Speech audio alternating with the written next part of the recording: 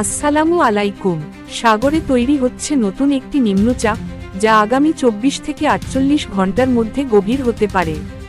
এর প্রভাবে বাংলাদেশ এবং পশ্চিমবঙ্গের উপকূলবর্তী অঞ্চলে দেখা যেতে পারে বৃষ্টিপাত, দমকা হাওয়া ও সামুদ্রিক উত্তালতা। বাংলাদেশের চট্টগ্রাম, বরিশাল ও খুলনা অঞ্চলে আকাশ থাকবে আংশিক মেঘলা থেকে মেঘাচ্ছন্ন। কিছু কিছু জায়গায় হতে পারে মাঝারি থেকে ভারী বৃষ্টি। নদী বন্দরগুলোতে 1 নম্বর সতর্ক সংকেত জারি করা হয়েছে।